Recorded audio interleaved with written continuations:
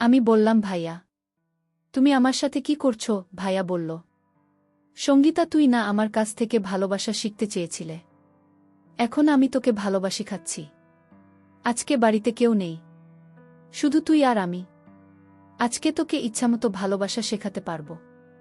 আমি বললাম, ভাইয়া ভালোবাসা কি এভাবে শিখতে হয়? ভাইয়া বলল, পরে বই ভালোবাসা এভাবে শিখতে হয়। এই বলে ভাই আমাকে বৃষ্টির রাতে একা পেয়ে নির্জন রুমে ধাক্কা মেরে দিয়ে আমার সাথে যা করল তা শুনলে বন্ধুরা তোমাদের মাথা গরম হয়ে যাবে। বন্ধুরা, গল্পটি অনেক অনেক ইন্টারেস্টিং। আশা করি গল্পটি শুনে তোমরা অনেক মজা পাবে। তোমাদের নিকট আমার ছোট্ট একটি অনুরোধ, তোমরা দয়া করে আমার চ্যানেলটিকে সাবস্ক্রাইব করে আমাকে সাপোর্ট করবে। হ্যালো বন্ধুরা, কেমন আছো তোমরা? আশা করি ভালো আছো। বন্ধুরা, আমি সঙ্গীতা। বর্তমানে আমার বয়স 22 বছর। বর্তমানে আমি একটি বিশ্ববিদ্যালয়ে এমবিএ করছি। আজকে আমি তোমাদেরকে যে গল্পটি বলবো সেটি আমার অতীতের একটি বেদনাদায়ক বাস্তব ঘটনা। তখন আমার বয়স 13 কিংবা 14 হবে। আমার বাপ চাচারা মোট 2 জন। আমার আব্বু চোট আর আমার চাচ্চু বড়। আমার এক চাচাতো ভাই ছিল, তার নাম ছিল শুভঙ্কর। আমার আব্বু এবং চাচুর মধ্যে খুবই মিল মহব্বত ছিল। মোট কথা হচ্ছে, আমাদের বাপ চাচাদের মধ্যে খুবই অন্তরঙ্গ সম্পর্ক ছিল। আমার আব্বুর কোনো ছেলের সন্তান ছিল না। আমরা 3 বোন ছিলাম, বোনের মধ্যে সবার ছোট ছিলাম আমি।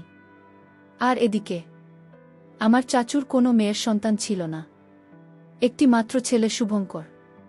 সে ছিল খুব আদরের। ছেলেকে অনেক বেশি আদর করতেন আমার চাচা। আমার চাচাতো ভাই আমার চেয়ে 6 থেকে 7 বছরের বড় হবে। আমার অন্য বোনদের চেয়ে আমার চাচাতো ভাই আমাকে অনেক বেশি ভালোবাসত। আমার প্রতি তার নজরে ছিল ছোটবেলা থেকেই অন্যরকম। আমিও দেখতে শুনতে একেবারেই খারাপ ছিলাম না, মোটামুটি সুন্দরী ছিলাম। যে কারণে আমার চাচাতো ভাই, আমি যখন কোনো কিছু বুঝতাম না তখন প্রায় বিভিন্ন সময়ে খেয়ালিপনার চলে আমার সাথে বাজে আচরণ করত। আমি এটাকে তেমন বেশি কিছু মনে করতাম না। আর ভাইয়া সবসময় আমার সাথে হাসি মুখে কথা বলত, আমাকে খুশি রাখার চেষ্টা করত। তাই আমি ভাই আর বিরক্ত হতাম না। আমার বয়স যখন 6-7 বছর, তখন ভাইয়া প্রতিদিন আমাকে দোকান থেকে মদ কিনে দিত, চিপস, বিস্কিট, চকোলেট আরও বিভিন্ন কিছু কিনে আমাকে দিত।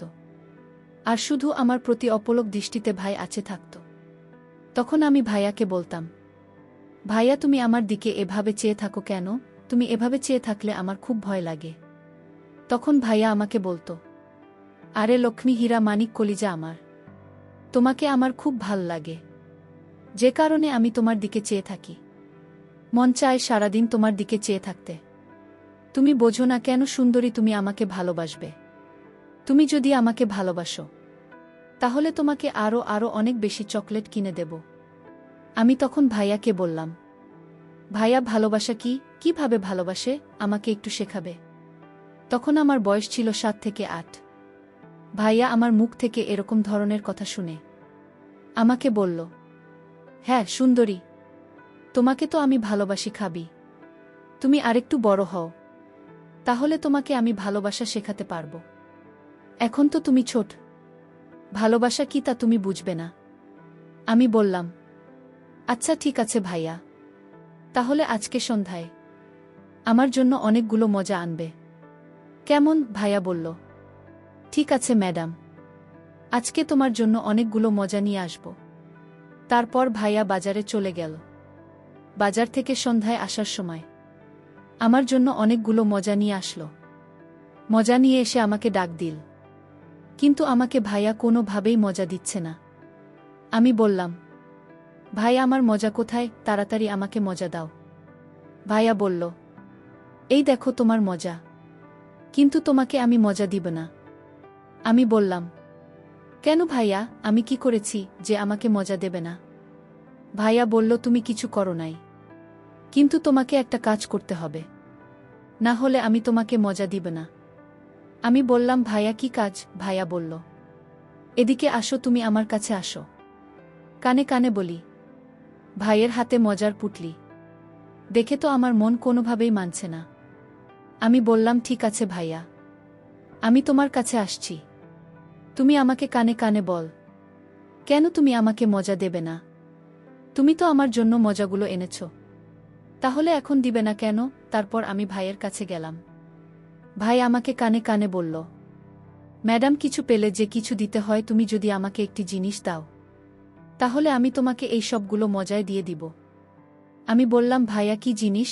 কি দিলে তুমি আমাকে সবগুলো মজাই দিয়ে দিবে? ভাইয়া বলল, এই যে দেখো তোমার হাতের আংটি, এই আংটিটা যদি আমাকে দিয়ে দাও তাহলে আমি তোমাকে সবগুলো মজায় দিয়ে দিব।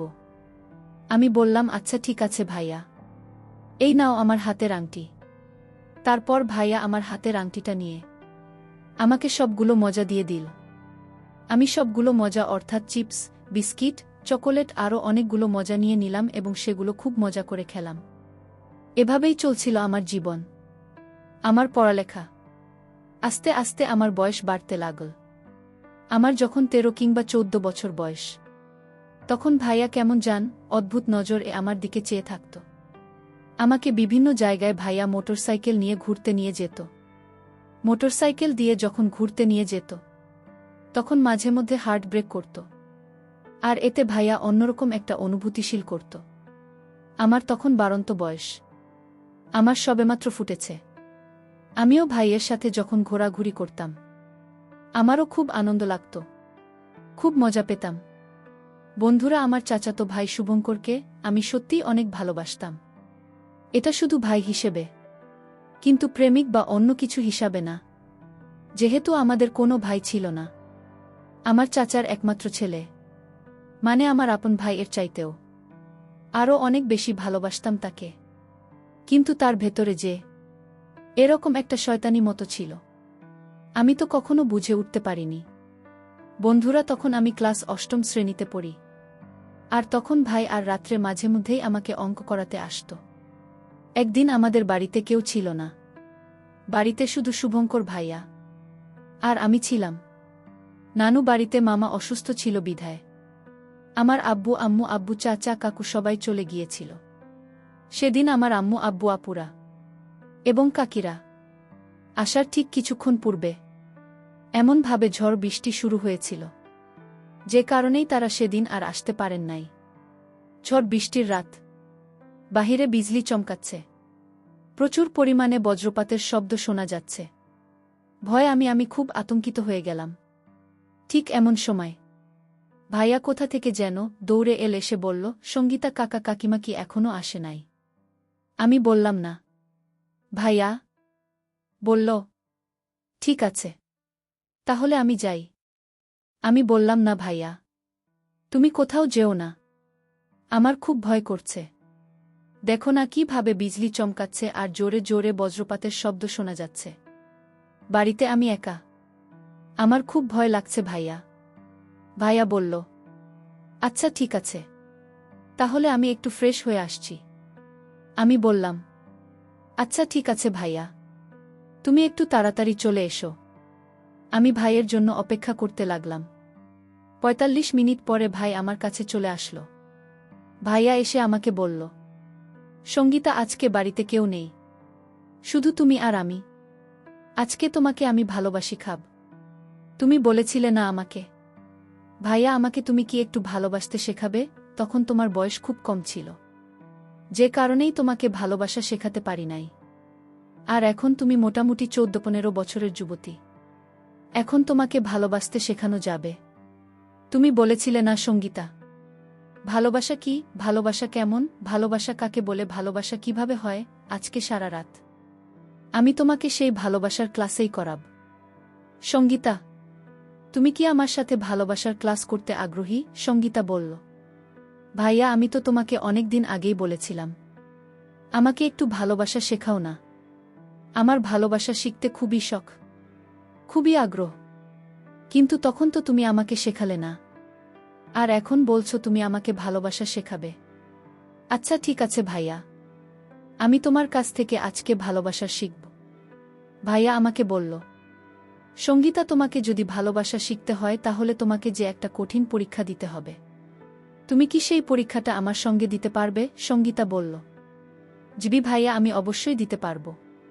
তারপর ভাইয়া তার পকেট থেকে মোবাইলটা বের করে বলল, সঙ্গীতা, এই যে দেখো, তোমার ভালোবাসা শেখার প্রথম ক্লাস, প্রথম পর্ব। তোমাকে আমার মোবাইলে একটি ভিডিও দেখতে হবে। এই ভিডিওটির মধ্যে ভালোবাসার সূচনা পর্ব আছে। তুমি কি দেখতে আগ্রহী? আমি বললাম, জি ভাইয়া, আমি দেখতে আগ্রহী। তুমি আমাকে দেখাও কিভাবে ভালোবাসার সূচনা পর্ব শুরু করতে হয়।